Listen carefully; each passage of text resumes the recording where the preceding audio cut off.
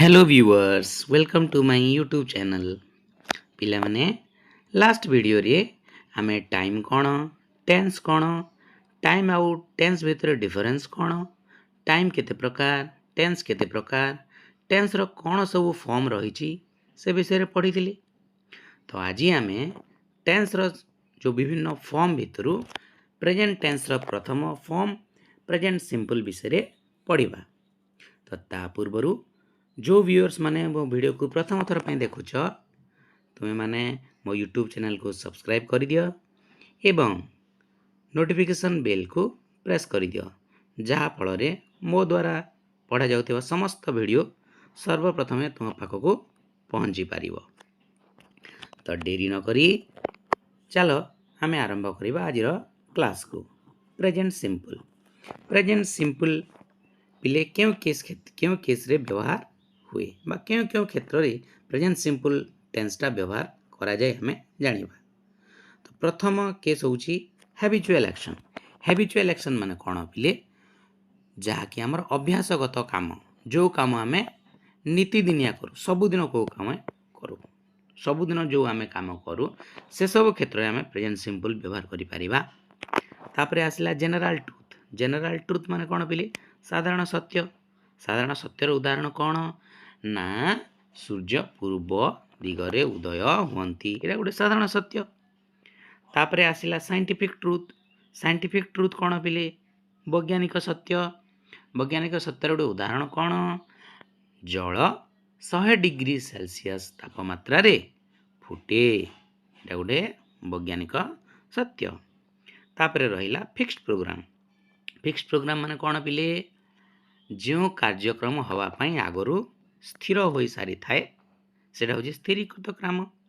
जेमिति कि धरिनियो तमरो आईपीएल 28 तारिख रे स्टार्ट होबो सेटा फिक्स्ड प्रोग्राम। सही भलिया केस रे हमरो ए सब क्षेत्र रे प्रेजेंट सिंपल टेंस टा हमरो व्यवहृत होई थाए। तो चलो प्रेजेंट सिंपल विषय रे आउ किछि इन्फॉर्मेशन हमें जानिबा। इटा तो तुमको कही दिया गला जे यही केस रे तुमरो प्रेजेंट सिंपल टा व्यवहार करा जाय बोली किंतु आउ एमती गोटे छोट ट्रिक अछि जहा को देखिबा मात्रे तुम जानि परिबो जे एही वाक्यटी प्रेजेंट सिंपल रे अछि बोली। ओडिया रे गोटे वाक्य दिया हिची से वाक्य को देखिला मात्रे तुम जानि परिबो जे एही वाक्यटी प्रेजेंट सिंपल रे अछि बोली। केमिति जानिबा क्रियार शेष वर्णटी जदि ए ती अ किंबा उ अछि क्रिया कौन बिले गोटे वाक्य रे सब्जेक्ट अछि वर्ब अछि सेही वर्ब रो बा ओडिया रे सेही क्रियार शेष वर्ण जदि ए ती अ किंबा उ अछि बा ए सब जदि उच्चारण होउछि ताहेले जानिबो जे वाक्यटी प्रेजेंट सिंपल रे अछि बोली। चलो किछि से भलिया किछि भार्ब देखि कि हमें बुझिया पय चेष्टा करिवा। कोन सब एठी देखो चारि गोटी भार्ब दिया हिची। प्रथम भार्ब हला खाए रे कोन उच्चारण होउची बिले ए उच्चारण होउची। जाऊ रे कोन उच्चारण होउची लास्ट को शेष वर्ण कोन आसी उ।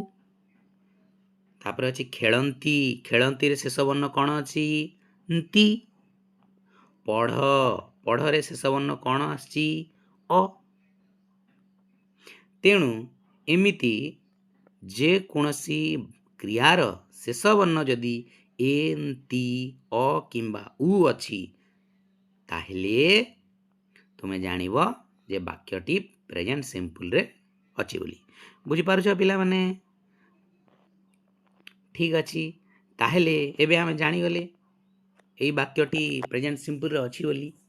ताहेले एबे हमें जानिबा प्रेजेंट सिंपल रो स्ट्रक्चर कोन केमिति गठन होई थाए प्रेजेंट सिंपल से स्ट्रक्चर जानिले तो हमें ट्रांसलेशन करि परिबा।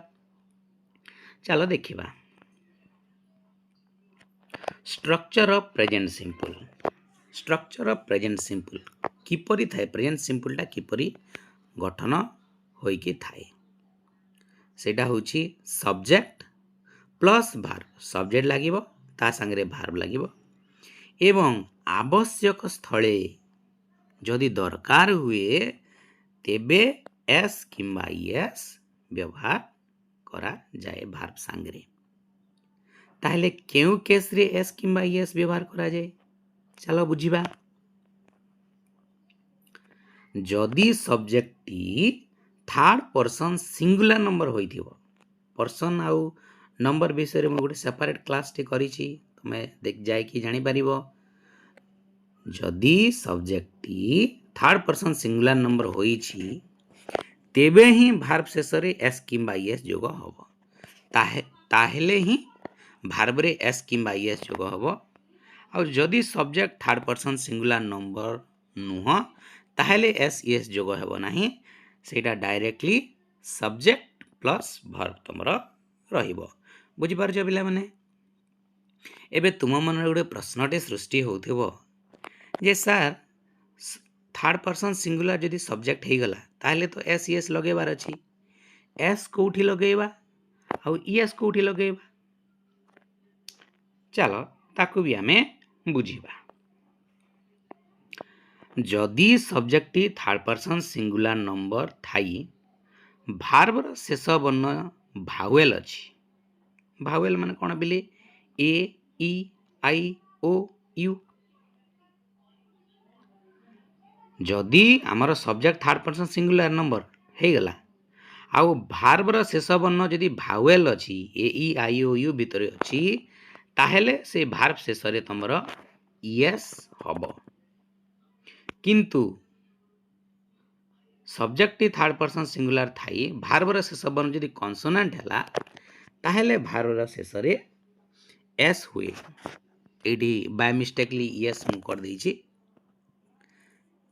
किंतु तुमको मु रेक्टिफाई कर दउछि देख सब्जेक्ट जदि थर्ड पर्सन सिंगुलर नंबर आउ भार्ब र शेष वर्ण जदि भावेल अछि ताहेले भार्ब शेष रे यस हबो सब्जेक्ट जदि थर्ड पर्सन सिंगुलर अछि एवं भार्ब र शेष वर्ण जदि कॉन्सोनेंट ताहेले भार्ब शेष रे तमरो एस हबो बुझि पारलो पिला माने एगुडे छोट त्रुटिटे थिला ताकू तुमे सुधारी नब चलो हमें उदाहरण माध्यम रे देखिबा धरिनियो सब्जेक्ट तमरो थर्ड पर्सन सिंगुलर अछि आ भार्ब अछि तमरो गो गो अछि गो र शेष वर्ण कोन बिले भावेल की कॉन्सोनेंट ओ अछि माने भावेल भावेल गो अछि माने तार लास्ट को कोन हे जिवो देखो गोज हे जिवो कोन हे जिवो गोज ईएस लागिवो किंतु भार्ब जदि इट अछि इट र शेष वर्णटा कोन बिले भावेल की कॉन्सोनेंट अछि तेणु कॉन्सोनेंट अछि बोली से लास्ट कोन हैला एस हैला बुझि पारलो समस्ते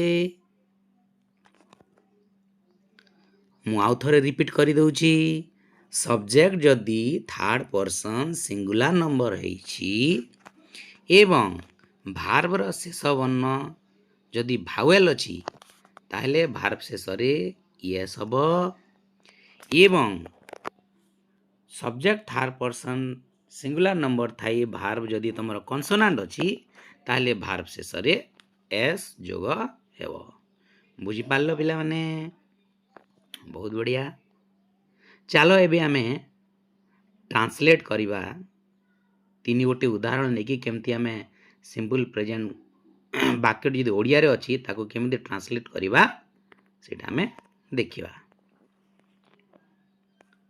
प्रथम वाक्य कोन देछि से माने दशम श्रेणी रे पढ़ंती से माने दशम श्रेणी रे पढ़ंती देखो बिले दशम श्रेणी जदि पढ़ुचंती सब दिन पढ़िया ପାଇଁ जाउचंती तेणु नीतिदिनिया कार्य हे गला तेणु कर तुमे जानिलो जे एटा सिंपल प्रेजेंट रे अछि बोली बा प्रेजेंट सिंपल रे अछि बोली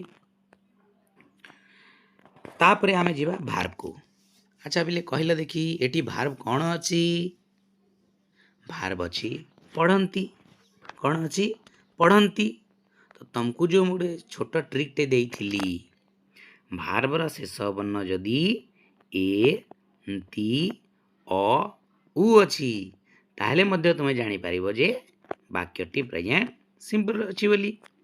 ତ ଏଠି ଦୁଇ ପ୍ରକାର ଆମେ ଜାଣିଗଲେ ଯେ ବାକ୍ୟଟି ପ୍ରେଜେଣ୍ଟ ସିମ୍ପଲ ବା ସିମ୍ପଲ ପ୍ରେଜେଣ୍ଟରେ ଅଛି ବୋଲି। ଏବେ ଆମେ ଟ୍ରାନ୍ସଲେସନ୍ କରିବା। ଟ୍ରାନ୍ସଲେସନ୍ କରିବା ପାଇଁ ଫର୍ମୁଲା କ'ଣ ବା ଷ୍ଟ୍ରକ୍ଚର କ'ଣ? ଷ୍ଟ୍ରକ୍ଚର ହେଲା ସବଜେକ୍ଟ। ପ୍ରଥମେ କ'ଣ ଲେଖିବା? ସବଜେକ୍ଟ। এই ବାକ୍ୟରେ ସବଜେକ୍ଟ କ'ଣ ଅଛି ପିଲେ? ସେମାନେ। ଭାର୍ବ କ'ଣ? ପଢ଼ନ୍ତି, ରିଡ୍। ତ ଚାଲ ଏବେ ଆମେ ଦେଖିବା, ଟ୍ରାନ୍ସଲେଟ୍ କରିବା। ଦେଖ, ପ୍ରଥମେ ଆମେ କ'ଣ ଲେ ସବଜେକ୍ଟ ଲେଖିବା। ସବଜେକ୍ଟ କ'ଣ? ଦେ। ତାପରେ ଭର୍ବ କ'ଣ? ପଢ଼ିବା। ପଢ଼ିବାକୁ କ'ଣ କହନ୍ତି? ରିଡ୍। ସବଜେକ୍ଟକୁ ଭର୍ବ ଲେଖିଦେଲ। ସବଜେକ୍ଟକୁ ଭର୍ବ ଲେଖିଲା ପରେ ତୁମେ ନିଜକୁ ପଚାରିବ ଯେ ଯେଉଁ ସବଜେକ୍ଟ ଅଛି ସେ ସବଜେକ୍ଟଟା ଥାର୍ଡ ପର୍ସନ ସିଙ୍ଗୁଲାର ନମ୍ବର କି? ଦେଖିଦିଅ, ଦେ। ଦେ ଥାର୍ଡ ପର୍ସନ କିନ୍ତୁ ସିଙ୍ଗୁଲାର ନମ୍ବର ନୁହଁ। ତେଣୁ ସବଜେକ୍ଟ ଯଦି ଥାର୍ଡ ପର୍ସନ ସିଙ୍ଗୁଲାର ନମ୍ବର ନୁହଁ ତାହେଲେ ଏସ୍ ଇଏସ୍ ଯୋଡ଼ିବାର କିଛି ଆବଶ୍ୟକତା ନାହିଁ। କେବଳ ସବଜେକ୍ଟ ଆଉ ଭର୍ବ ରହିବ। ହେଇଗଲା। ତେଣୁ ଦେ ରିଡ୍। ସେମାନେ ପଢ଼ନ୍ତି। କେତେ କ୍ଲାସରେ ପଢ଼ନ୍ତି? In class 10th। In class 10th। They read in class 10th। ବୁଝିପାରିଲ ପିଲାମାନେ? ଚାଲ ଆଉ ଗୋଟେ ଉଦାହରଣ ନେବା।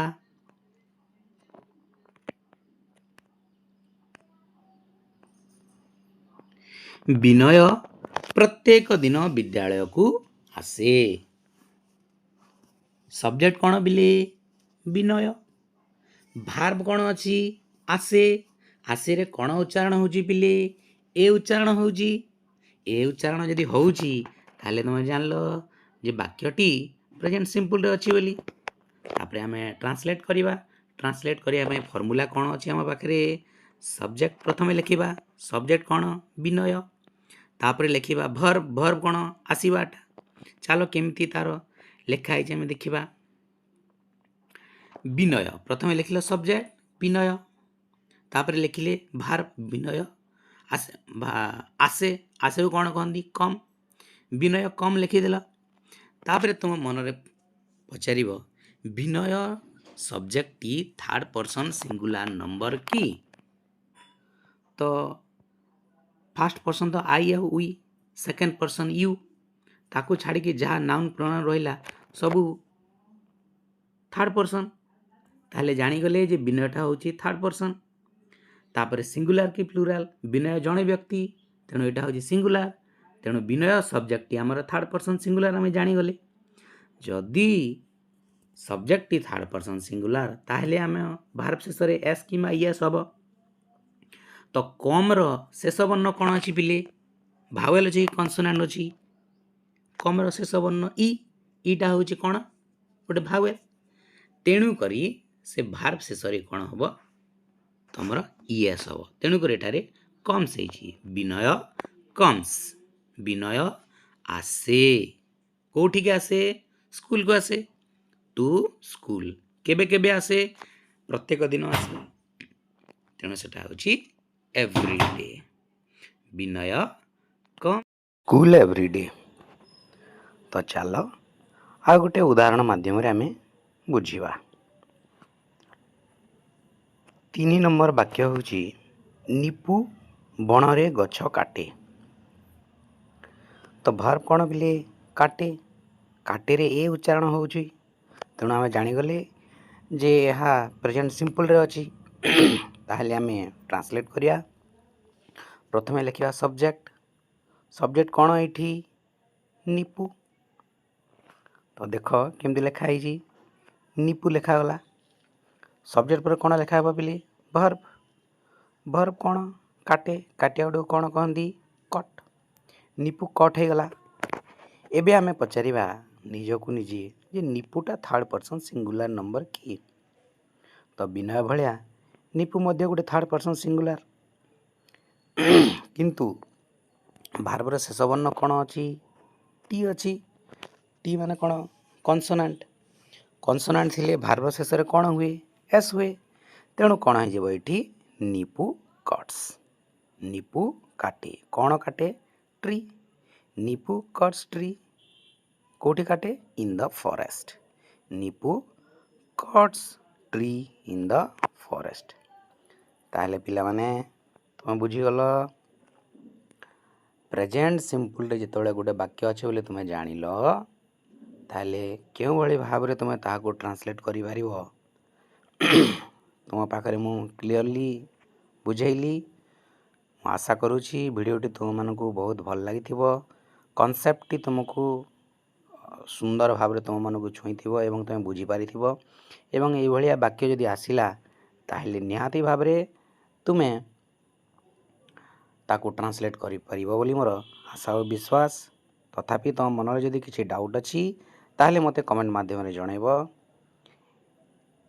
ଏବଂ ପରବର୍ତ୍ତୀ କ୍ଲାସ୍ମାନଙ୍କରେ ଆମେ ପ୍ରେଜେଣ୍ଟ ସିମ୍ପଲର ବିଭିନ୍ନ ପ୍ରକାର ଯେଉଁ ସେଣ୍ଟେନ୍ସ ଅଛି, ଯେମିତିକି ନେଗେଟିଭ୍ ସେଣ୍ଟେନ୍ସ, ଇଣ୍ଟ୍ରୋଗେଟିଭ୍ ସେଣ୍ଟେନ୍ସ, ସେଭଳିଆ ଯଦି ଆମ ପାଖରେ ପ୍ରଶ୍ନ ଆସେ, ସେଭଳିଆ ଯଦି ସେଣ୍ଟେନ୍ସ ଆସେ, କିଭଳି ଭାବରେ ତାକୁ ଆମେ ଟ୍ରାନ୍ସଲେଟ୍ କରିବା ସେଇଟା ଆମେ ନେକ୍ସଟ ଭିଡ଼ିଓରେ ପଢ଼ିବା। ତ ସମସ୍ତଙ୍କୁ ଆଉ ଥରେ ଅନୁରୋଧ, ଭିଡ଼ିଓଟିକୁ ଲାଇକ୍, କମେଣ୍ଟ ଆଉ ସେୟାର କର। Thank you.